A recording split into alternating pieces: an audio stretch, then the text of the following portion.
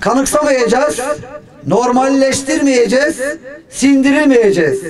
Sabırla ve azimle hekimler ve sağlık çalışanları olarak zulme karşı dur diye haykıranlar olacağız. Susma, haykır, özgür Filistin! Susma, haykır, özgür Filistin! Susma, haykır, özgür Filistin!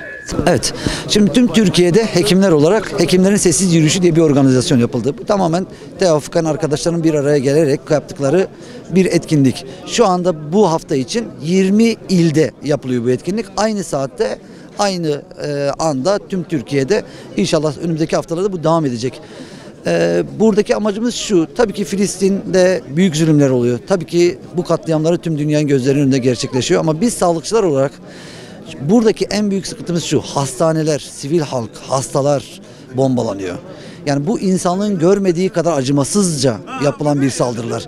Bu saldırıları dünya kamuoyuna daha iyi deklare edebilmek için, daha iyi açıklamak için ve biz burada hekimler olarak mazlumların yanında, ki mazlum olarak şu anda Filistin'in yanında olduğumuzu duyurabilmek için bu eylemleri yapıyoruz.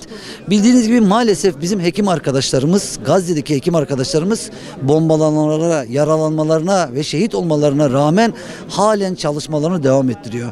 Ve gördüğünüz gibi hepsi kanlı önlükleriyle çalışmış oluyorlar. Biz de önlüklerimizi bu anlamda kana bulayıp, kana bulanmış bu önlüklerimizle çalışmaya devam edeceğimizi, Filistin halkının yanında da olacağımızı ve oradaki hekimlerle, sağlıkçılarla dayanışmamızı göstermek için kanlı önlük eylemi olarak planlamıştık bunu. Ve tüm Türkiye'de de bu şekilde hem sessiz bir yürüyüş, sonunda da bir basın açıklamasıyla önlüklerimiz kanlanarak Filistin'deki hekim arkadaşlarımızla, Filistin'deki sağlıkçı arkadaşlarımızla birlikte olduğumuzu beyan etmek istiyoruz.